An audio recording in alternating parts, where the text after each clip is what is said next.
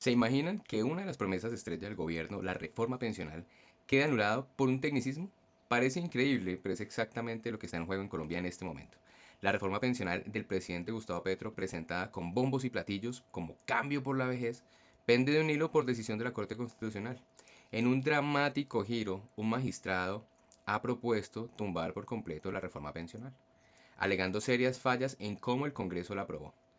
Para el gobierno esto equivale a un golpe de Estado judicial que le arrebataría derechos a millones de adultos mayores.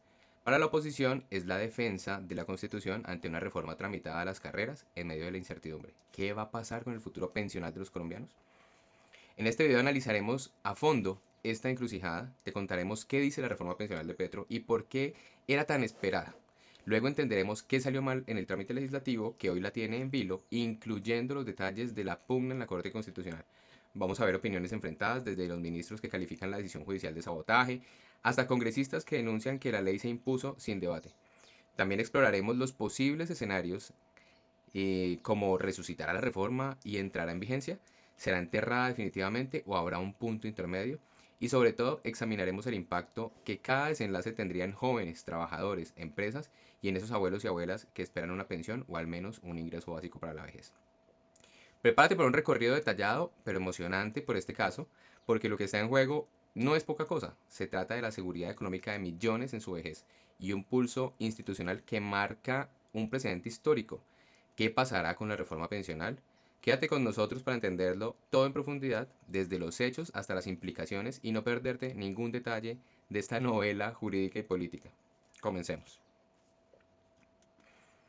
Para comprender el dilema actual, primero situémonos en contexto. La reforma pensional promovida por el gobierno desde el inicio fue una de sus banderas de campaña de gobierno y se concibió como una transformación estructural del sistema de pensiones colombiano, con el objetivo declarado de ampliar la cobertura y proteger a la población vulnerable que hoy no logra pensionarse.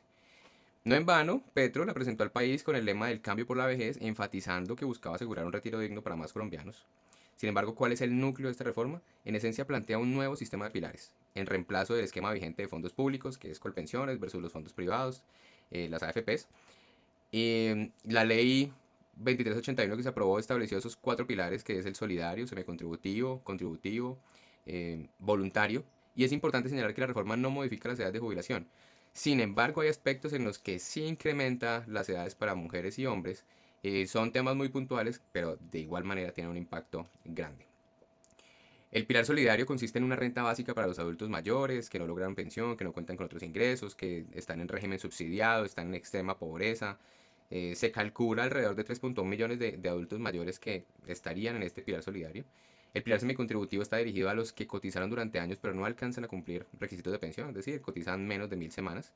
El contributivo, digamos que es donde el cambio estructural es más grande. La reforma elimina la competencia directa entre Colpensiones y los fondos privados para tener ya un régimen mixto en el que obligatoriamente todos van a estar en Colpensiones y dependiendo de su nivel de ingresos van a tener que cotizar a una AFP o a una CAI, como se llaman ahora, de manera que al final pues la persona se pensione con la contribución en los dos sistemas. Y el pilar de ahorro voluntario pues, es que se mantienen esos mecanismos de ahorro voluntario para la vejez, fondos privados, seguros y demás, para quien desee complementar su pensión con aportes adicionales por fuera de lo obligatorio.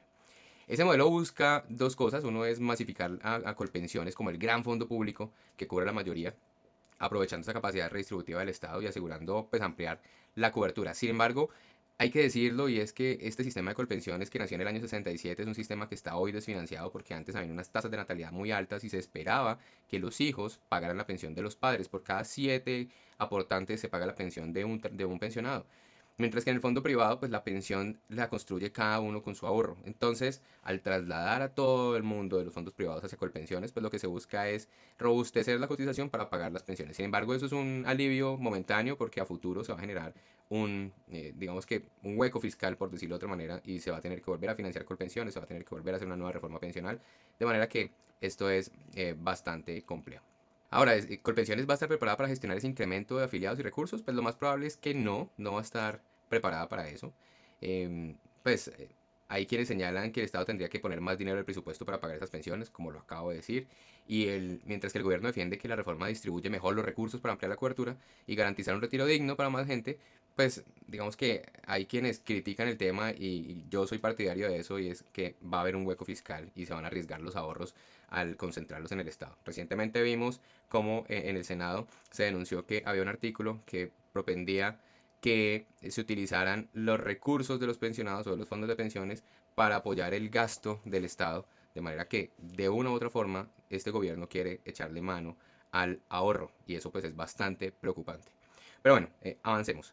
En intensos debates que hubo en el Congreso, digamos que vamos a analizar luego las maniobras que se utilizaron. El proyecto de ley o la ley 2381 finalmente fue aprobado por Senado y Cámara y esa ley se sancionó pues en julio del año 2024. Y apenas en ese momento empezaba como la historia es que la oposición y varios ciudadanos inconformes, yo soy uno de esos ciudadanos inconformes, presentaron decenas de demandas ante la Corte Constitucional para tumbar esa reforma y de hecho llegaron a la Corte al menos 60 demandas de inconstitucionalidad. Y esto digamos que no tiene precedentes porque realmente son muchas demandas y eso muestra qué tan polémica es la reforma. Muchos la ven como necesaria y justa, pero muchos otros la consideramos inconveniente y contraria al orden jurídico. La mayoría de esas demandas, según el presidente de la Corte, alegaron vicios de trámite en la aprobación de la ley, especialmente por cómo fue el paso por la Cámara de Representantes.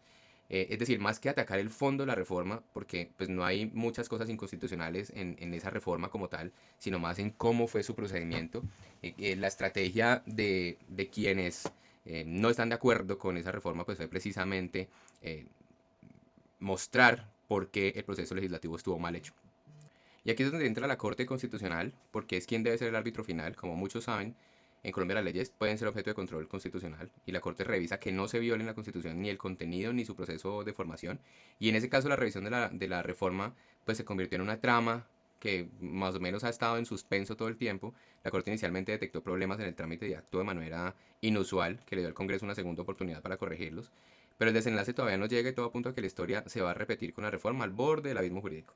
En este panorama ya entendemos la relevancia. Esta reforma pensional pretende cambiar el sistema para todos los trabajadores colombianos y asegurar un ingreso para millones de adultos mayores pobres, pero la realidad es que va a empobrecer a una gran cantidad de gente. Esta reforma lo que hace es que va a cambiar la forma como las personas se van a pensionar. Anteriormente el sistema de la ley 100 permitía que usted se pensionara con hasta el 80% de su salario promedio y lo que va a ocurrir al fusionarse o al tener un sistema mixto es que ya no va a pensionarse usted con el 80% de ese promedio, sino que se va a pensionar con un 30 o un 40%, lo cual es bastante nefasto para el futuro pensional y para la planeación del retiro. O sea, uno que debe tener presente, sí, cuando se pensiona se van a disminuir los ingresos, pero esta reforma lo que va a hacer es que se van a disminuir muchísimo más.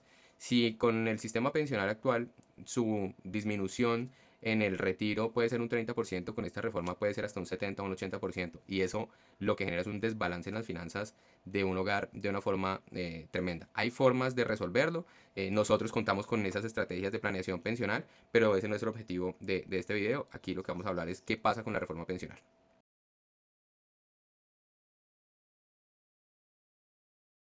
Ahora, con la aprobación de la ley, de esa reforma pensional, la ley 2381, pues todas esas demandas que se presentaron, la más sonada es la de Paloma Valencia, que es la senadora del Centro Democrático, y fue una de las primeras en demandar la reforma en la Corte y su argumento es el trámite en la Cámara de Representantes. Y es que se eludió el debate en la plenaria que era obligatorio. En otras palabras, Paloma acusó que la ley se aprobó de afán, como en efecto fue, sin una deliberación necesaria, y esto pues vulneraría principios democráticos básicos. No fue la única, otras personas de oposición como Miguel Uribe, que en paz descanse, también denunció la reforma pensional y que fue impuesta sin haber tenido una discusión necesaria. Y pues habían muchas proposiciones que no se lograron debatir o que se omitió ese debate de esas proposiciones, de manera que no se permitió un debate completo. Frente a todas estas demandas, la Corte decidió tomarse el asunto con cuidado y el caso principal pues, llegó a manos del magistrado Jorge Ibáñez, quien además es el presidente de la Corte. Y a inicios del año 2025, este magistrado elaboró una primera ponencia analizando el tema y su conclusión inicial fue que efectivamente hubo un vicio de trámite grave y que la ley debía ser declarada inexequible. Esto encendió las alarmas de todo el mundo porque significaba perder la reforma entera. Sin embargo, sorpresivamente, la sala plena de la Corte Constitucional, es decir, los 9 magistrados en conjunto, no votó inmediatamente por hundir la ley, sino que en junio optaron por una decisión muy salomónica, que, insisto, no tiene precedentes, y en lugar de fallar de fondo, emitieron el auto 841, que ordenó devolver temporalmente el proyecto al Congreso para que se subsanaran los errores en el procedimiento. En otras palabras, la Corte le dio al Congreso una segunda oportunidad de hacer las cosas bien antes de tomar una decisión final.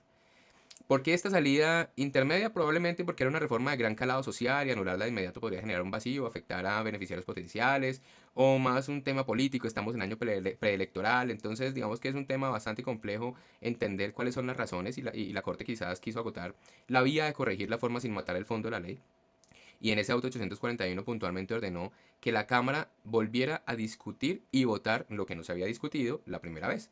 Y especialmente la Corte indicó que se debía debatir de forma amplia y suficiente la proposición sustitutiva y votarla y luego se aprobara, o bueno, si se aprobaba, después debatir con suficiencia y votar el texto del proyecto de ley.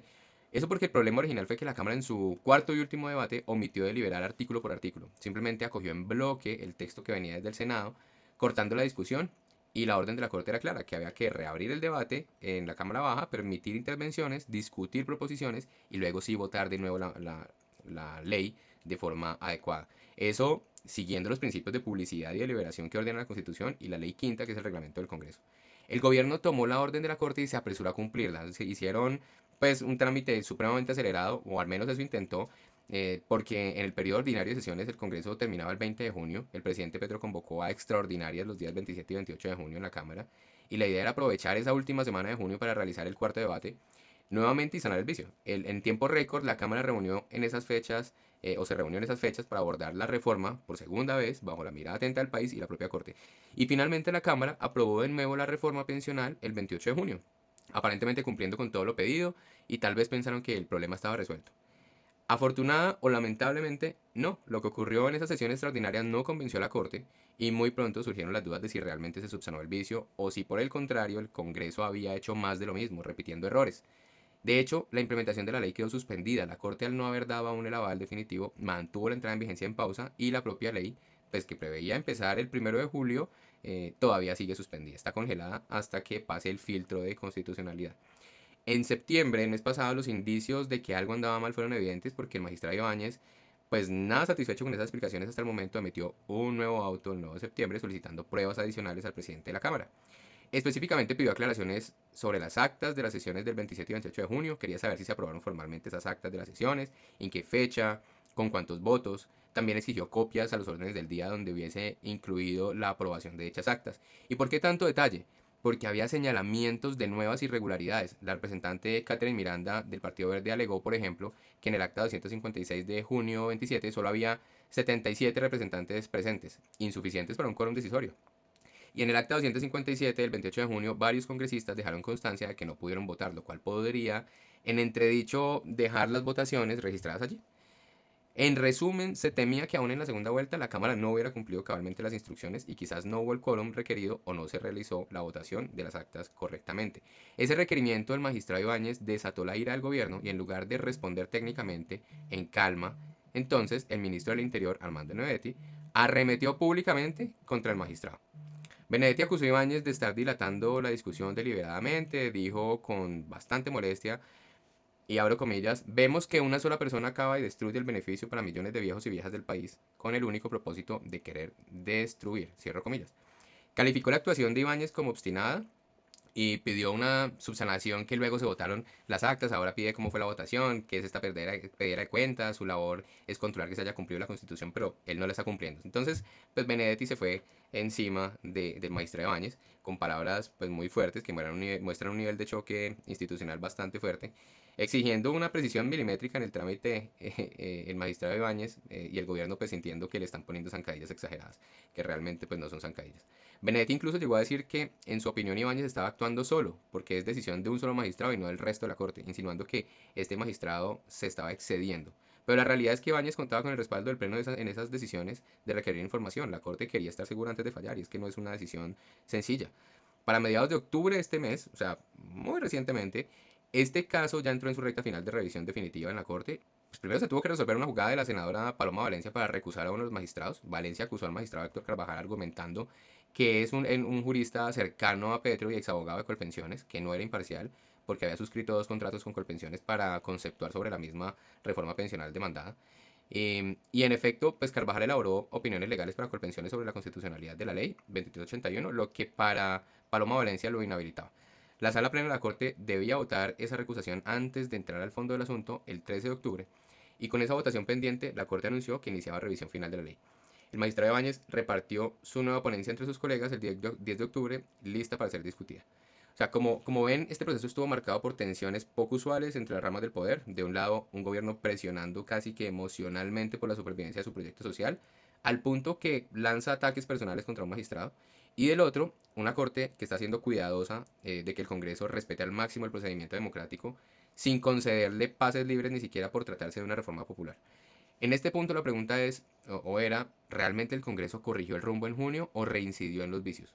Y la respuesta la abordaremos en la siguiente sección, analizando los argumentos específicos del magistrado Ibáñez en su ponencia final. Allí sabremos por qué él considera que no se subsanaron esos errores y qué errores fueron. Hasta ahora esto es un borrador, pero pues hay que analizarlo con mucho detalle. ¿Cuáles son esas fallas de trámite? ¿Qué tienen contra las cuerdas a la reforma pensional? Según la ponencia de Ibáñez, un documento de 83 páginas que fue filtrado por la prensa, pues persisten vicios procedimentales que motivaron la devolución inicial e incluso se sumaron otros. Revisemos los principales señalamientos. Lo primero es la convocatoria express a sesiones extraordinarias. El primer problema que identifica Ibáñez es cómo se sitúa el Congreso a esas sesiones extraordinarias el 28, 27 y 28 de junio, y resulta que entre el momento en que el presidente expidió el decreto de convocatoria y el inicio efectivo de la sesión plenaria, solo transcurrieron 5 horas. 5 horas de preaviso. O sea, eso incumpliría flagrantemente la ley quinta del 92, que es el reglamento del Congreso, y en el artículo 138 se exige citar a los congresistas en oportunidad, lo cual en jurisprudencia amplia se ha interpretado que ese tiempo debe ser mínimo de 3 días de anticipación para sesiones plenarias. Y la razón de ser de ese plazo pues es muy lógica y es garantizar que los legisladores tengan tiempo de prepararse, de estudiar los proyectos antes del debate, que estén, digamos que, bastante permeados y empapados del tema a debatir, pues precisamente para que sea un debate rico, porque no es cualquier tema el que se va a abordar. Y en ese caso, ese derecho al tiempo de preparación se ignoró por completo. Eso es lo que dice la ponencia. Ahora imaginemos, los representantes fueron convocados casi de un momento a otro para decir sobre una de las reformas más complejas sin poder leer o discutir adecuadamente, empezando porque este tema pensional es muy específico. O sea, yo he estudiado este tema durante 18 años de mi vida, me apasiona permanentemente, y los congresistas que seguramente no están metidos en el cuento pensional porque ese no es su rol, van a debatir y se van a preparar en 5 horas para un tema que es bastante complejo y delicado y el impacto es sumamente fuerte para la población colombiana. Para Ibáñez esa convocatoria presidencial a extras no cumple con esos requisitos formales, no surte un efecto alguno y por eso lo actuado en sesiones carece de validez, según el artículo 149 de la Constitución. Ese es un fundamento jurídico fuerte. La Constitución establece que los actos legislativos hechos sin las formalidades debidas son nulos de pleno derecho. O sea que la reforma o la ponencia recalca en ese punto apoyándose en ese artículo 149. El otro punto importante de esta ponencia es el quórum insuficiente para aprobar el orden del día. El segundo señalamiento, que es aún más grave en palabras del propio Ibáñez, tiene que ver con el quórum en la sesión del 27 de junio al inicio de las sextas. Según el acta publicado en la Gaceta del Congreso 1168 de 2025, ese día se certificó quórum con 62 representantes registrados.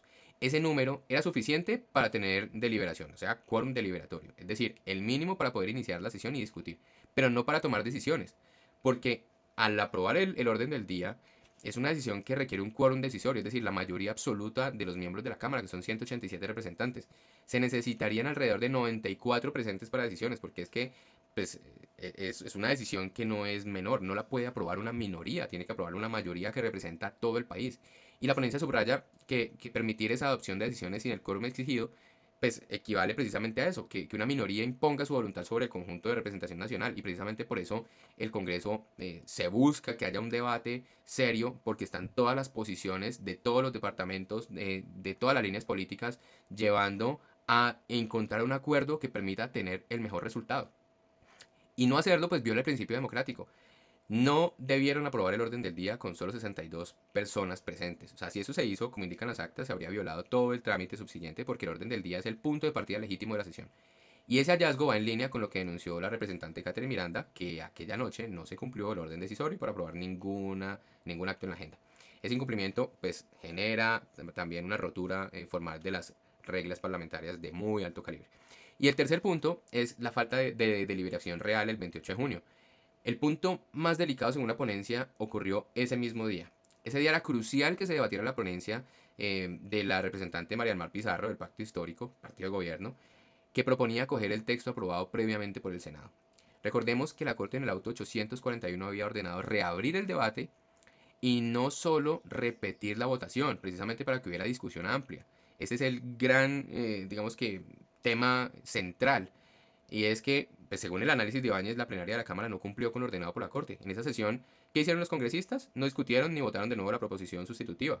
En lugar de eso, interpretamos por hechos conocidos, pues lo interpretamos así, y procedieron rápidamente a aprobar la proposición de acoger el texto del Senado, y acto seguido decidieron no continuar con el debate del articulado. De hecho, consta que la Cámara votó expresamente no continuar con la discusión de los artículos. Es decir, que la mayoría de representantes se negó a debatir artículo por artículo y cerró la sesión ahí mismo, luego de votar que aceptaban el texto del Senado. Justo lo contrario de lo que la Corte había mandado. Ibáñez lo resume de forma contundente, y abro comillas: no se trató de una omisión involuntaria ni de una interpretación equivocada. Fue una decisión consciente, deliberada y mayoritaria de no hacer lo que esta Corte había ordenado. Cierro comillas. Palabras duras pero sustentadas en los hechos. El Congreso desobedeció el espíritu del auto 841 de junio. Para entender la gravedad de esto, veamos cómo lo explica la ponencia de ese auto 841, que no era ambiguo. Y es que ese auto 841 no se limitó a ordenar un acto procesal puntual. La orden tuvo un alcance mucho más amplio y complejo. Impuso tres obligaciones secuenciales. Una, debate amplio de la proposición sustitutiva. Dos, votarla. Y tres, si se aprueba, debatir con suficiencia y votar el articulado del proyecto. Y esas tres obligaciones eran igualmente imperativas, o sea, ninguna era más importante que la otra. Las tres tienen el mismo nivel de importancia. No hay jerarquía, no hay excusas para saltarse ninguna de esas tres obligaciones. Pues en la Cámara aparentemente se cumplió con una a medias, o con la primera a medias, y con la segunda, pues que votó la proposición, pero incumplió totalmente la obligación 3, que era debatir los artículos. Y en lugar de eso, optó por una vía rápida de aprobar la proposición que revivía el texto del Senado. Consideraron el trámite resuelto, no discutieron más. Eso, pues a ojos de la Corte, deja el vicio original intacto. No hubo deliberación plural que quería garantizar, ni se escucharon las minorías parlamentarias en discusión artículo por artículo. O sea, prácticamente la Cámara repitió la misma fórmula que había usado en julio del 2024. Votó sí o sí, sí o no, a un bloque de texto preaprobado sin permitir un auténtico debate legislativo, enmienda por enmienda. En resumen, la ponencia de Ibáñez enumera una cadena de irregularidades: convocatoria extra sin el aviso debido, quórum defectuoso desde el primer día, sustracción del debate del segundo día. Y a juicio de Ibáñez, pues nada de eso pudo subsanar el vicio de trámite, sino que más bien lo agravó, porque el Congreso no rehizo el debate como lo exigía la Corte, sino que repitió un trámite sin corregir los errores de origen. Em, entonces, pues así las cosas, la consecuencia lógica, según Ibáñez, es implacable, y es: toda la ley debe ser declarada inválida. Eso sería, desde mi punto de vista, lo mejor que le puede pasar a todos los colombianos, porque la realidad es que el nuevo sistema pensional que está planteando es bastante cruel con quien no esté en régimen de transición. No se estaría juzgando si la reforma es buena o mala, digamos que por parte de Ibáñez. Yo sí lo estoy juzgando y digo que esa reforma pues tiene más cosas negativas que positivas. Em, Aquí digamos que lo que está planteando el magistrado Ibáñez es que procedimentalmente no nació de forma legítima. Aquí ellos no están, todavía ni siquiera han entrado a revisar el contenido, sino si nació de forma correcta, y por lo tanto pues no puede entrar en vigencia. En términos legales, un vicio de trámite en la formación de la ley pues hace que esa sea inexequible, por mucho que sus intenciones sean loables o no. Vale la pena destacar que Ibáñez apoya sus argumentos en la misma Constitución y en precedentes. Citó, por ejemplo, el famoso caso de la Ley de Financiamiento del 2018 del gobierno Duque, que la Corte tumbó por vicios de procedimiento. Aquella vez, recordemos que el gobierno había pasado a pupitrazo limpio una reforma tributaria sin los detalles completos, y la Corte la anuló totalmente porque dio un plazo para que el Congreso aprobara otra. Fue un campanazo. No importan las razones de conveniencia, si no se cumplen las reglas de juego democrático, pues la ley no vale. Aquí pareciera repetirse la misma historia. También es relevante mencionar que, aparte de los vicios de forma, hubo demandas sobre el fondo de la reforma. Por ejemplo, las críticas a la sostenibilidad financiera, posibles violaciones de derechos adquiridos, pero esa pasaron a segundo plano frente al tema del trámite. La misma Corte decidió primero resolver lo procedimental, porque pues, realmente en el orden jurídico ese es el primer punto, porque pues ya así se cae la ley completa y ni siquiera hay que entrar a examinar artículo por artículo. Entre las demandas admitidas hay una, por ejemplo, de J.P. Hernández, del senador Jonathan Pulido, y otra del senador Miguel Uribe, insisto, que paz descanse, entre otros, pero muchas fueron acumuladas al eje central del trámite. Según el conteo en febrero de 2025, 15 demandas habían sido admitidas y la mayoría alegaban lo mismo: errores en la Cámara de Representantes. Entonces, lo que queda claro es que salió mal a los ojos de la Corte. El gobierno, sus mayorías en el Congreso, quizás ansiosos por no retrasar más las reformas, sacrificaron deliberaciones por rapidez y tiempo tenían, que era lo más chistoso. Tenían mucho tiempo para hacerlo, pero se aceleraron a extraordinarias, a hacer una cantidad de cosas que en un afán innecesario, porque realmente pudieron haber hecho las cosas con calma, organizadamente, y bueno, tenían demasiado tiempo, insisto. Se violaron normas básicas de procedimiento legislativo. O sea, hay un analista que dijo que no se discutieron las más de 500 proposiciones en la Cámara y tampoco se explicó la proposición que adoptó el texto del Senado. Todo se aprobó en bloque. El resultado de eso, pues una victoria pírrica realmente, porque pues esa misma celeridad dejó a la ley herida de muerte, por decirlo así, agonizante. Con todo esto claro, no sorprende lo que pasó el 17 de octubre y lo que pasó pues, precisamente ayer. Y es que la nueva ponencia del magistrado Ibáñez recomienda declarar inconstitucional la reforma pensional en su totalidad, es decir, tumbar la ley de manera definitiva. Ese documento de 83 páginas fue revelado inicialmente por el portal de la silla vacía y luego fue confirmado por medios como El Tiempo, El Colombiano, aunque pues por ahora se trata de un borrador que deberá discutirse entre todos los magistrados. La ponencia de Ibáñez es tajante y asegura que las sesiones extraordinarias de la Cámara del 27 y 28 de junio no corrigieron los errores formales que habían motivado la devolución de este proyecto. Y pues al contrario enfatiza que los vicios de trámite continúan y pues por lo tanto la ley debe ser declarada inválida. Hay un elemento interesante y es que la ponencia pues, es un borrador sujeto a deliberación y en la primera revisión, la de junio, recordemos que Ibáñez también proponía tumbar la norma, pero la sala optó por una solución salomónica que fue devolverla al Congreso. Ahora, tras el segundo intento fallido, ¿qué va a hacer la sala? Es lo que hay que esperar, que también puede ser un giro inesperado. Y pues la realidad es que se podrían buscar ajustes para no necesariamente hundir toda la ley. De hecho, pues el medio, el colombiano, reportó que durante el debate en la sala plena los magistrados podrían introducir modificaciones para evitar que la propuesta de Bañez sea derrotada de nuevo. Y bueno, pero finalmente el tema o el ambiente pinta bastante adverso para la reforma. Inicialmente yo decía que la reforma iba a salir, se iba a aprobar. Cuando uno se encuentra con errores tan marcados y profundos que se salen de cualquier contexto, pues inmediatamente yo me di cuenta de cómo lo habían hecho. Pensé, esta vaina tiene una alta probabilidad de que se caiga. Y es la realidad, porque es que, pues, cómo son como tan descabezados de tener tiempo suficiente para organizar todo y van y hacen lo que no es. Afortunadamente para nosotros, pero, pero pues así fue. Más adelante vamos a profundizar pues, en cómo se podrían alinear esas votaciones. Por lo pronto, por ejemplo, la ponencia ya fue distribuida a los 9 magistrados. Se anticipa un debate muy, muy caldeado en la Corte. Eh, y pues un factor determinante será si el magistrado Héctor Carvajal puede votar o no, dependiendo de su recusación, porque eso afecta la correlación de fuerzas, pues por el tema político. También se menciona la participación del nuevo magistrado Carlos Camargo, que pues recién posesionado había intentado declararse impedido por un asunto menor realmente. Y es que pues Paloma Valencia estuvo el día en que fue su elección por parte del Congreso, pero la Corte negó ese impedimento, así que pues Camargo va a tener que votar. Ese detalle importa porque Camargo reemplaza a un magistrado saliente y se especula pues sobre cuál va a ser su posición. Pero ahora, volviendo al contenido de la ponencia, más allá de tecnicismos, Ibáñez parece transmitir un mensaje de fondo, y es que él plantea que no existe forma de remediar ya los errores, y que la única salida constitucional es volver a iniciar todo el proceso legislativo. De hecho, dice explícitamente que si se tumba la reforma, pues eso obligaría al gobierno a volver a radicarla y a tramitarla en el Congreso, dado que ya se le había otorgado una segunda oportunidad para subsanar el vicio. O sea que el gobierno tendría que irse con su reforma a empezar desde cero. Eso suena contundente y obviamente es un escenario al que pues al Ejecutivo, al gobierno no le gusta para nada porque implicaría unos retrasos enormes y el riesgo de no lograr aprobarla de nuevo, pues por el tiempo político que queda pues en los próximos meses.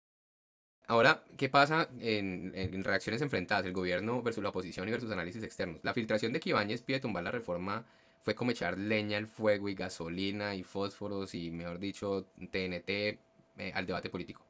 Porque de un lado el gobierno Petro y sus aliados reaccionaron con bastante molestia e indignación y del otro lado la oposición y críticos se sintieron reivindicados en sus alertas sobre el mal trámite y también voces académicas que han opinado sobre si la Corte está haciendo lo correcto o exagerando con minucias. Vamos a revisar. El gobierno no ocultó su frustración. Un protagonista ha sido nuevamente Armando Benedetti, que calificó la ponencia de Ibáñez como un intento de golpe de Estado judicial. Benedetti, digamos que vocero del petrismo, prácticamente dice que la Corte está usurpando la voluntad popular al pretender anular una ley apoyada por las mayorías. Quien habló formalmente fue el ministro de Trabajo, Antonio Sanguino. Él en una reciente reestructuración de gabinete asumió pues una cartera importante. Y es que Sanguino criticó duramente la propuesta de tumbar la reforma, declaró que pues, el magistrado Ibáñez, que es experto en negar derechos y que vuelve a la carga con una decisión que pretende arrebatarle a millones de nuestros abuelos y abuelas, que realmente ese ha sido como el caballito de batalla del gobierno y es el subsidio para los abuelos y abuelas desamparados y desprotegidos, que pues eso se puede arreglar con un decreto y no con una reforma pensional. Según el ministro Sanguino, pues ese documento constituye un atentado a la dignidad de los derechos del pueblo y acusó a Ibáñez de manchar a la Corte Constitucional, que debería ser garante de justicia y no un instrumento de la desigualdad. Estas son palabras mayores y básicamente acusa al magistrado de querer condenar la pobreza y que se olvidó de muchos abuelitos. Esos pronunciamientos pues reflejan una postura que presentan a la reforma como un acto de justicia social y pues que la eventual caída de esa ley como una injusticia enorme, pues atribuirle a un tecnicismo exagerado o incluso sesgos del magistrado oponente que pues, no es así, realmente están haciendo la tarea como debe ser. Pues no es común ver a miembros del Ejecutivo cuestionar así a la Corte, pero pues en este gobierno lo hemos visto que permanentemente lo hace, porque pues históricamente la Corte además es un órgano supremamente respetado, lo que dice la Corte Constitucional pues allí hay un rigor técnico jurídico bastante fuerte que es respetable y pues eso es muy importante. Los que demandaron la reforma o que se opusieron a ella en el Congreso se sienten, mejor dicho, ganadores. Paloma Valencia seguramente consideró que la ponencia de Magistrado Ibáñez es una confirmación de lo que ella alegó y es que no se deliberó adecuadamente. Públicamente ella ha argumentado que eso se trata es de defender la constitución y el proceso democrático y en su visión, si la mayoría gubernamental evadió discusiones y aplastó a las minorías en el trámite, pues la Corte hace bien en poner freno para proteger el principio de debate plural en el Congreso. Eh, es importante decir que pues la aprobación de todo el mundo pues también lo dice y es que la aprobación fue irregular desde sus inicios, desde julio del 24. Por lo mismo, o sea, no se debatió a profundidad el tema. Eh, los fondos privados y sectores económicos han manifestado que la reforma podría desfinanciar el sistema o afectar el mercado de capitales, porque Colpensiones centralizaría los aportes. Y es de suponer que estos sectores pues están aliviados de que la Corte quizás la anule, o tal vez no, no sabemos pues, si los fondos estén ya acoplados al nuevo sistema y estén organizados y tal vez en su nueva estructura esto funciona bien, por ejemplo con la creación de diferentes comisiones de administración de recursos, que eso es algo positivo para ellos porque cobran la comisión de administración por cotización, comisión de administración por recursos administrados, entonces pues ya son dos comisiones y no una como se venía teniendo. Desde el punto académico y jurídico, pues hay un argumento que hemos analizado y es si la Corte está siendo muy estricta. Digamos que Ibáñez puede que se esté aferrando a temas muy detallados y está siendo muy quirúrgico y tal vez se podría pensar que es un extremo hundir la ley. Digamos que en la silla vacía, por ejemplo, se ha insinuado que el magistrado ponente está aplicando un estándar que nunca antes se había visto de perfección procedimental, cuando incluso él mismo en otros casos no ha sido tan severo. Digamos que eso puede pasar. Hay otros constitucionalistas que defienden que la Corte debe ser estricta y cuando se trata de preservar el debate democrático, pues eso no son minucias. De hecho, es el respeto al reglamento y a la separación de poderes. Y yo soy partidario de esta postura porque en realidad pues la Constitución es para cumplirla, no para que alguien busque flexibilidades y encontrar el camino, porque pues como decimos en el argot jurídico, echa la ley, echa la trampa, pues no se trata de eso. Se trata es más bien de buscar el camino correcto para que las cosas salgan bien hechas desde el comienzo. ¿Cuáles son los posibles escenarios que se pueden presentar? Lo primero es que la sala plena de la Corte tiene tres caminos, esencialmente, al pronunciarse sobre la reforma pensional. Una vez resuelta la recusación del magistrado Carvajal y pues entrado en el debate de fondo, los escenarios pueden ser el primero, declarar la ley exequible. El segundo escenario puede ser declarar la ley inexequible y el tercero pues puede ser decidir una inexequibilidad parcial o con condicionamientos. Miremos cada uno de esos. Por ejemplo, declarar la ley exequible. Ese sería el escenario ideal para el gobierno, que la Corte delibere y concluya que la reforma sí cumple con la Constitución y por lo tanto puede entrar en vigencia. Eso significaría que la mayoría de magistrados desestimó o consideró subsanados los vicios de trámite alegados y pues que le dieron luz verde a la ley. Ahí lo que pasaría es que la nueva reforma entraría a regir ya con cierto retraso, pues según lo planeado, pues porque se preveía que entrara el 1 de julio, pero pues, probablemente esa aplicación efectiva se correría para el próximo año.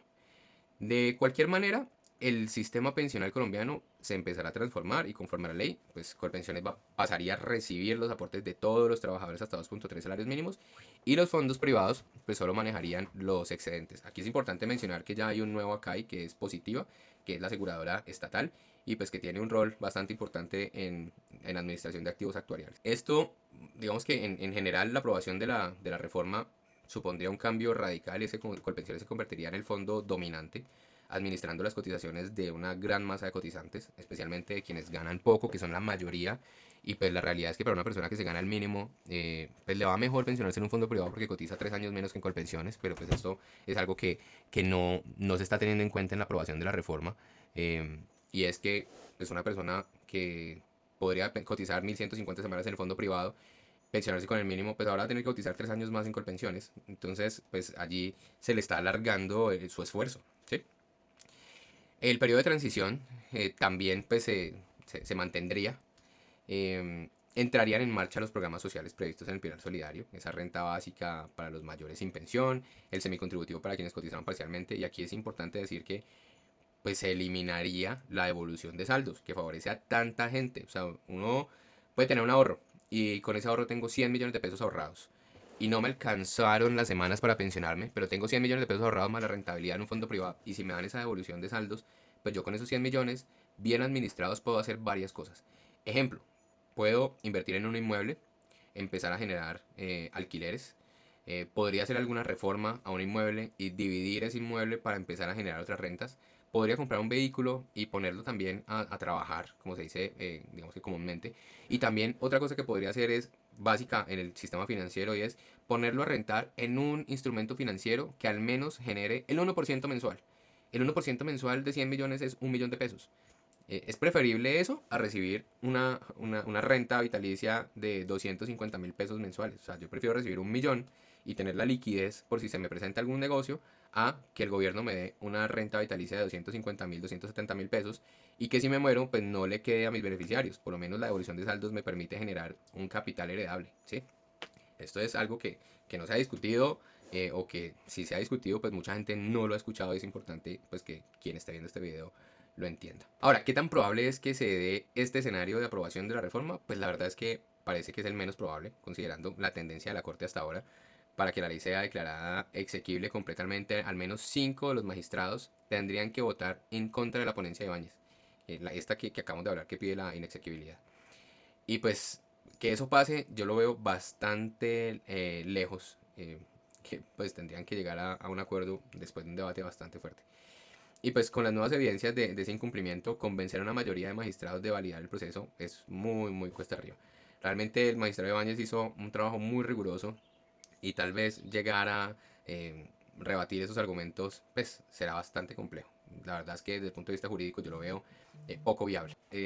¿Cuál es el otro escenario? Pues declarar la ley inexequible en su totalidad. Este es el escenario que propone la ponencia de Ibáñez, el que hoy por hoy luce el más probable, según los analistas, y pues que consiste en que la Corte determine que la reforma se tramitó con vicios insubsanables y que es lo que hemos hablado durante todo este video. Eso es, digamos que, el escenario más probable. Ahora, el escenario 3 que es decidir una inexequibilidad parcial o con condicionamientos, ese es un escenario intermedio, y es que existe la posibilidad, así como pasó que tuvieron un fallo salomónico 1.0, este sería el 2.0, que la Corte busque un término medio, ni avalar todo ni hundir todo, sino algo intermedio. ¿Eso cómo sería? Pues podría tomar varias formas. Una opción es que la Corte diga, encontramos vicios de trámite, pero estos afectan solo una parte de la ley. Por ejemplo, si se detectan que solo ciertos artículos se aprobaron sin debate, podrían invalidar estos artículos específicos manteniendo el resto de la ley vigente. Eso es complejo en la práctica, porque los vicios contaminan todo el proyecto, pero no se descarta que intente salvar lo salvable. Otra ruta es una sentencia con efectos diferidos, es que la Corte declara inexequible la ley, pero dispone que siga vigente un tiempo, por ejemplo 6 meses o un año, para que ese lapso el Congreso tramite de nuevo la reforma corrigiendo vicios y sería algo parecido a lo que hicieron en el año 2018, pero reiteramos que en vicios de trámite no se suele hacer porque es como convalidar temporalmente algo nulo. Ese tercer escenario de inexequibilidad parcial con efecto diferido, pues sugiere que si está sobre la mesa una solución pues creativa, eso podría ser, por ejemplo, que la Corte avale la mayor parte de la ley, pero que anule en algún artículo el trámite. Eso pues es un mix, un sancocho pues en términos coloquiales, que la verdad sería algo totalmente inviable. Un posible ejemplo es que la Corte diga, declaramos la ley exequible salvo el artículo X, que estableció la vigencia inmediata, y en su lugar ordenamos que la ley solo entre a regir una vez el Congreso apruebe el debate del articulado conforme al auto, lo cual debería ser en la próxima legislatura. Eso sería un híbrido. La ley no muere, pero se congela hasta cumplir el trámite que faltó. Es especulativo, pero cabe en el espectro de posibilidades, dado que la Corte pues, ya mostró una voluntad de conciliación en ese auto inicial. En síntesis, pues el escenario 2, que es tumbarla toda, es el que más fuerza tiene, de acuerdo a la ponencia y al tono de la Corte. La solución o el escenario 3 es el que podría presentarse si los magistrados buscan un acuerdo y algún compromiso, pues. Y el primero, que es aprobarla tal cual, sería una sorpresa total que implicaría un revés impresionante para Ibáñez. Para tener una idea de por dónde van los tiros, pues hay que recordar cómo se han votado otros casos. Según lo que ha pasado, en la decisión de junio, cuando devolvieron la ley, Ibáñez era el único que quería hundirla, completamente. Los demás magistrados optaron por una devolución. Ahora, con la nueva ponencia de inexequibilidad, podríamos suponer que algunos magistrados que antes quisieron darle chance al Congreso, al ver que este no cumplió, se alineen con Ibáñez. Podría formarse una mayoría para la inexequibilidad, pero habrá que ver si hay magistrados más progresistas o que tengan alguna línea política afín al gobierno, como por ejemplo podríamos decir Diana Fajardo o Juan Carlos Cortés, hipotéticamente, y trataran de salvar la ley. También está el magistrado Héctor Carvajal, que si no es recusado podría votar a favor de la reforma por su cercanía con Petro o su cercanía aparente con Petro. Y el nuevo magistrado Camargo, que es una incógnita, porque pues aunque su origen es político, fue defensor del pueblo y fue elegido por el Congreso en septiembre de este año, podría estar agradecido con quienes lo apoyaron, que pues podría incluir sectores del gobierno y opositores, porque fue un consenso su elección. En fin, digamos que la configuración de votos sería tema de muchos cálculos, pero para efectos de este video lo importante es que ya visualizamos las tres salidas y estamos listos para discutir qué implicaría cada una en la vida real para todos nosotros. El impacto y las implicaciones de todo esto, y es que está en juego para la gente, cómo lo afecta a usted, cómo nos afecta a nosotros, la gente de a pie, a los trabajadores, a los jóvenes, a las empresas, a los pensionados, porque más allá del problema político y jurídico, pues hay consecuencias muy concretas sobre el tema pensional y la economía familiar de millones de colombianos. Y es que si la reforma entra en vigencia, el escenario pues, de exequibilidad total significaría un cambio muy, muy grande en la forma en que cotizamos y recibiremos las pensiones. Todos los trabajadores formales tendrían que cotizar en Colpensiones por lo menos hasta 2.3 salarios mínimos. Ejemplo, si Juan se gana 1 millón y ese millón equivale a un salario mínimo, todo su aporte va a ir a Colpensiones. O más bien, pongámoslo con salarios mínimos reales. Si Juan se gana un salario mínimo, 1.423.500, pues va a tener que cotizar a Colpensiones. Si María se gana 4 millones, cotizaría más o menos 3.274.050 pesos a Colpensiones, que eso equivale a 2.3 salarios mínimos, y 0.73 millones o 730.000 a un fondo privado o a una calle. ¿Sí? Entonces, así es como funcionaría. Y con esos 700.000 pesos acumulados en el largo plazo hasta su edad de pensión, se liquidaría una pensión en el fondo privado con los parámetros que hasta ahora conocemos de la nota técnica, y es expectativa de vida, edad, género, beneficiarios, inflación, rentabilidad, bueno, y una cantidad de factores. Se asignaría un valor de mesada que luego le dirían a Colpensiones, vea, la mesada de acuerdo al capital administrado es de tanto, siga pagando usted. Y Colpensiones pues liquidaría la parte correspondiente a esos 2.3 salarios mínimos de cotización en todo el tiempo y con los mismos parámetros que ya conocemos, y es las semanas mínimas más un incremento de 1.5 por cada 50 semanas adicionales a las mínimas. Y pues que esto puede estar entre un 65 y un 80% del salario promedio, que insisto estará ajustado a 2.3 salarios mínimos. O sea que habrá una disminución en el ingreso. Un ejemplo puntual para esa misma persona que se gana 4 millones de pesos en promedio, pues la pensión será 2.300.000 pesos, mientras que en Colpensiones la pensión será 2.600.000 pesos. Eso implica pues una disminución ya de 300.000 pesos con el nuevo sistema. Ahora, si usted se gana más, pues esa brecha será mayor. Una persona que en promedio se gana 9 millones de pesos y se pensiona en Colpensiones, con el sistema actual se pensiona con 5.600.000, 5.700.000 más o menos, mientras que en el nuevo sistema se pensionaría con 3.200.000. O sea que esa persona ya de entrada está teniendo una disminución bastante grande de su ingreso, o sea, más de un 60%. Entonces, por eso es complejo. Habrán beneficios para los adultos mayores que no tienen pensión y pues insisto, será pues esa renta básica solidaria que serán aproximadamente unos 223.000 pesos. En el semicontributivo, pues los que cotizaron algo y no alcanzaron podrían tener esa renta vitalicia que, insisto, va a ser muy pequeña. Cálculos del Ministerio de Hacienda y del Banco de la República estiman que son entre 60.000 y 250.000 pesos, o sea que muy chiquito, y pues con eso pues sí es difícil tener, vivir con un salario mínimo. Ahora pues con 260.000 pesos pues será mucho más desafiante. Para las empresas y los trabajadores en general, a corto plazo, pues no habría mayores cambios en la cotización obligatoria, pues eso va a seguir normal. Realmente en el tema pensional uno normalmente no se da cuenta sino hasta cuando se pensiona, por eso hay que hacer una planeación pensional importante. Los fondos privados podrían inicialmente ver un número reducido de cotizaciones, pero igual eh, van a seguir teniendo comisiones por la fracción que recauden y por el capital que ya tienen administrado, porque ese capital no se va a trasladar a Colpensiones, solamente cuando la persona se pensione. Es importante mencionar que los fondos privados invierten billones, billones, billones en acciones, en bonos, en proyectos, y al tener menos ingresos o al fluir menos dinero hacia ellos, pues la bolsa y el financiamiento privado podrían ver menos liquidez, mientras que Colpensiones va a manejar más recursos que realmente no se invierten, sino que más bien se utilizarán para otros temas.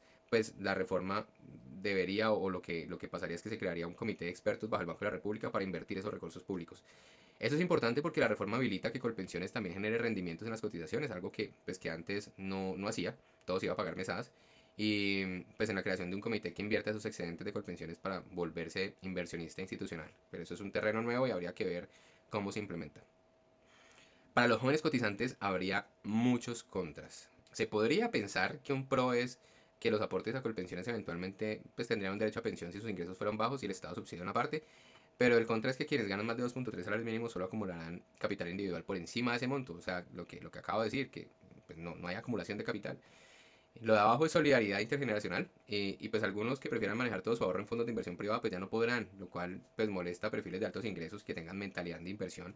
Pero en teoría robustecer Colpensiones, digamos que garantiza pensiones mínimas más amplias de cierta forma, que eso es lo que todo el mundo piensa, pero pues, la realidad es que los fondos privados garantizan una pensión mínima igual, con menos exigencia, y además también puede ser subsidiada porque la cotización al fondo de pensión privado, de cada cotizante, tiene una fracción que es el 1.5 que se va al fondo de garantía de pensión mínima, que es el fondo con el cual se financian las pensiones de quienes no alcanzan el capital suficiente para pensionarse. Entonces ahí existen muchas pensiones de garantía de pensión mínima, que es de salario mínimo, y no necesariamente usted tiene que tener un capital gigantesco simplemente por el hecho de cumplir las 1150 semanas. Entonces, pues digamos que el caballo de batalla de Colpensiones siempre ha sido ese, pero pues la realidad es que mucha gente desconoce los beneficios de los fondos privados y han querido satanizarlos, y están muy politizados, o se ven desde un punto de vista muy político y no realmente desde lo técnico, y es toda la propuesta patrimonial que generan y tiene un impacto muy positivo en las finanzas de muchos hogares. A mediano plazo el Estado va a tener que cubrir la renta solidaria. Probablemente va a tener que aportar más a Colpensiones para pagar pensiones, porque los nuevos cotizantes jóvenes hoy no significan nuevos ingresos netos. Antes cotizaban a fondos privados, pero pues Colpensiones tendrá que pagarles la pensión mañana. Y sin entrar en mucho detalle técnico, se estima que la carga fiscal va a aumentar en las próximas décadas. En el año 2050 se prevé que la reserva pensional se va a agotar, por lo tanto, pues se supone que el gobierno, para financiar todo esto y evitar una carga fiscal mayor, pues confía en que al eliminar unos subsidios que no son equitativos con las pensiones altas, pues se pueda pagar más pensiones bajitas, con más gente cotizando. Pero pues la realidad es que van a haber muchos faltantes. En el mismo estudio del Banco de la República y del Ministerio de Hacienda muestran esas cifras, y pues Colpensiones será nuevamente una carga. Si la reforma se cae, el escenario de inexequibilidad total pues va a ser con un impacto inmediato, y es que los trabajadores afiliados a fondos de privados podrán seguir eligiendo el fondo privado. Seguirá existiendo la posibilidad de elegir el fondo que más le convenga, Colpensiones o un fondo privado. Es decir, lo que se viene manejando hoy. Lo que sí podrían aprovechar las personas es ahora la oportunidad de traslado y evitarse una demanda de nulidad, porque pues es algo que se ha presentado mucho. Una persona que no le conviene estar donde está hoy, pero que la ley 100 no le permitía trasladarse. Ejemplo, una persona que hoy tenga 50 años no se puede trasladar a un fondo privado, y viceversa, no se puede trasladar de Colpensiones, del fondo privado a Colpensiones, porque la ley dice que quien le falten menos de 10 años para cumplir la edad de pensión, en este caso una persona de 50, pues le faltarán, si es mujer le faltarán 7 años, y si es hombre, pues bueno, en este caso sí se podría trasladar. Supongamos que si tiene 55 años no se podría trasladar. Entonces, anteriormente la gente demandaba a Colpensiones y al fondo privado donde estuvieran afiliados para que se autorizara o se anulara la afiliación donde estuvieran y se validara la afiliación a Colpensiones, pero es un proceso que se demoraba años y tenía un impacto también financiero muy alto, una congestión en la rama judicial grandísima. Los jueces estaban decidiendo o estaban otorgando algunos beneficios extra ultra petita pues bastante grandes, como por ejemplo el hecho de aprobar que el fondo de pensiones tuviera que trasladar a Colpensiones también la comisión de administración de los recursos que administraron, más la rentabilidad que generaron, cuando el fondo privado pues precisamente está cobrando la comisión de administración por administrar esos recursos y generar rentabilidad, y al trasladar la rentabilidad pues ya prácticamente está ahí recuperada la comisión de administración, cosa que lo que hace es que el fondo de pensiones diga, pues como así que voy a devolver mi comisión de administración, voy a ir a la pelea, y por eso se demoraba mucho, mucho, mucho ese proceso. Ahora con la reforma pensional y en este momento está vigente la opción de trasladarse sin necesidad de hacer un proceso de nulidad, simplemente por cumplir unos requisitos, y es tener hombres 900 semanas, mujeres 750 semanas. O sea que si usted está en ese, digamos que rango etario, lo que podría hacer es analizar su caso y evaluar qué le conviene más para que quede mejor pensionado. Las personas que están cercanas a jubilarse, pues no van a haber cambios ni en semanas ni en la fórmula de cómo se pensiona. El sistema va a seguir siendo tal cual como está.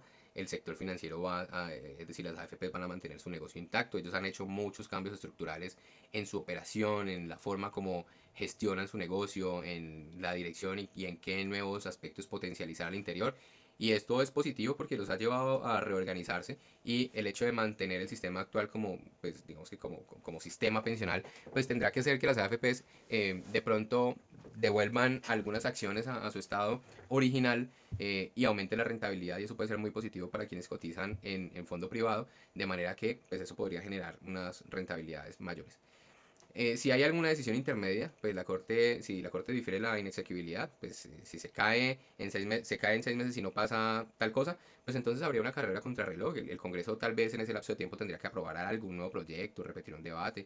Podríamos entrar en un periodo confuso donde la reforma esté en el limbo. En este momento pues estamos algo parecido, está en el limbo porque no está ni vigente ni está muerta. O sea, está vigente 2 artículos y está en suspenso lo demás. Pasaría exactamente lo mismo.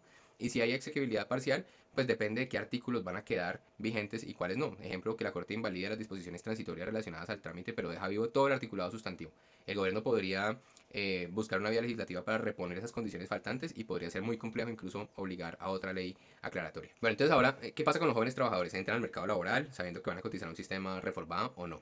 Los trabajadores de medianos y altos ingresos con reforma van a aportar más al sector público, menos a sus cuentas individuales. Seguramente van a recibir a futuro una pensión mucho más baja de la que tendrían hoy, y pues eso realmente los tendría que llevar a hacer una planeación pensional y buscar mecanismos de cubrimiento de brecha pensional para que no les pase lo que les dije hace un momento con los ejemplos de salario promedio y la pensión. Los de altos ingresos a veces sacan, digamos que tienen muchas posibilidades de organizar muchísimo sus finanzas, pero quien no tiene altos ingresos a veces se siente limitado, pero la realidad es que hay alternativas para todo el mundo y para cada uno en la proporción acorde a sus ingresos. Entonces, por el hecho de que usted sienta que no gana lo suficiente, o que quisiera ganar mucho más, o que no gana como una persona de muy altos ingresos, no quiere decir que usted tenga las posibilidades limitadas. Cada uno puede hacer cosas de acuerdo a su mismo nivel de ingresos. Hay alternativas para todas las personas. O sea que pues, si usted se anima a hacer algo, consulte y seguramente encontraremos alguna alternativa que le permita mejorar o garantizar su tranquilidad en el retiro. Las empresas con la reforma pues tienen que ajustar procesos administrativos, todo lo que tiene que ver con el sistema de nóminas, todo lo que tiene que ver con la forma como administran el recurso pensional, pues van a tener que ajustar el tema de quienes se ganan más de 2.3 salarios mínimos, en qué fondo van a estar, en qué acá, y entonces van a tener que ya administrar varios sistemas pensionales por cada trabajador. Y bueno, y hay un tema allí de los contratistas que poco se ha hablado. Entonces si usted tiene contratistas, pues cómo va a hacer el proceso con ellos, cómo se va a hacer la deducción del tema de aporte a pensión o de seguridad social, porque pues el contratante se vuelve solidariamente responsable. Y bueno, en fin, una serie de aspectos importantes para las empresas. El sistema pensional a futuro con una reforma pensional asequible pues plantearía una pregunta de sostenibilidad, y la verdad es que yo creo que el Estado no va a aguantar. Y si en este momento plantean que hay que hacer reformas tributarias todos los años, prácticamente cada año hay una reforma tributaria donde buscan generar más recaudo, con una reforma pensional que genere una carga fiscal a futuro, va a pasar exactamente lo mismo, y siempre va a haber una excusa para hacer una reforma pensional. Entonces, pues, ¿qué es importante tener presente en todo eso que hemos hablado? Primero, la forma es fondo en democracia. Y es que este caso nos recuerda que el procedimiento legislativo no es una simple formalidad, es una garantía que las leyes se discutan con pluralismo y con transparencia. La importancia de la Corte Constitucional es que pues todo lo que hemos hablado demuestra el rol crucial de la Corte, como contrapeso. Nos puede gustar o no lo que haga en un caso, pero es un árbitro que cuida la supremacía de la Constitución. En esta situación la Corte actuó un poco como guardiana del debate democrático y algunos dirán que es exagerado, pero muchos otros, como yo, apreciaremos que alguien vele porque las mayorías no atropellen las reglas. Es clave entender que la Corte no decide por capricho político, sí, pues en teoría, ¿no? Sino que está basado en principios. Y aquí el principio es claro. Sin quórum ni debate no hay ley. No es antirreforma per se, es pro debido proceso. Es, pues como ciudadanos debemos seguir esos procesos y decisiones porque afectan profundamente las políticas públicas. Debemos ser críticos y discernir, no comprar narrativas simplistas de golpe de Estado sin analizar. La Corte no está dando un golpe, está haciendo su función de control. Por supuesto, desde la orilla del gobierno se siente como un obstáculo, pero así funciona la separación de poderes. Mantengamos eso presente para formarnos un criterio.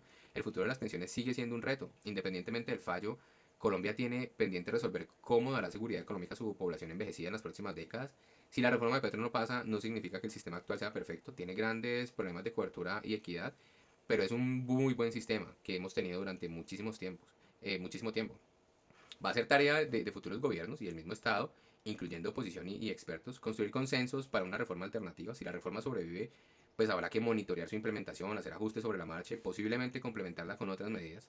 Por ejemplo, fomentar el ahorro, fomentar la mayor formalización formal, para que más gente cotice, incentivar que las personas puedan acceder a diferentes alternativas de inversión independientemente del monto de la construcción de capital. Uno podría eventualmente contratar rentas vitalicias directamente. Nosotros tenemos formas de contratar rentas vitalicias con compañías norteamericanas que le garantizan a usted un ingreso de por vida, pase lo que pase, independientemente de qué gobierno esté, de que llueva, truene, relampaguee, cambie el político de turno, haya guerra en Ucrania o no haya guerra.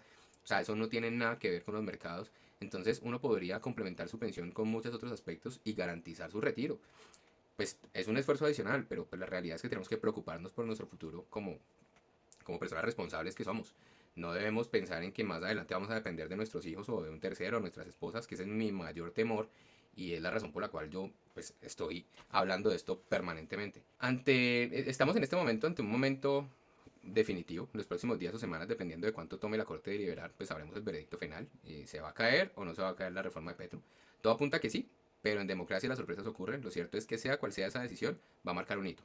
Si la Corte la tumba, será una derrota para el gobierno. Si la Corte la salva, será un espaldarazo a Petro y una validación de su proyecto. Y si hay un punto medio, pues seguiremos en una tensa espera. Al final del día, nosotros, los ciudadanos, debemos mantenernos atentos. Este tema nos involucra a todos.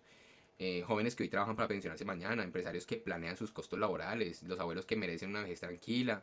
La invitación es a no ver la discusión pensional como algo técnico y lejano, sino como algo nuestro, de lo que podamos opinar y en lo posible incidir.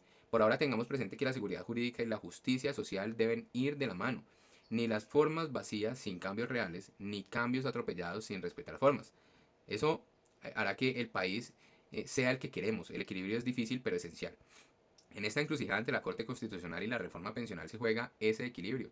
Pronto sabremos qué camino toma Colombia. Y cuando ese momento llegue, aquí estaremos para analizarlo y entender sus consecuencias.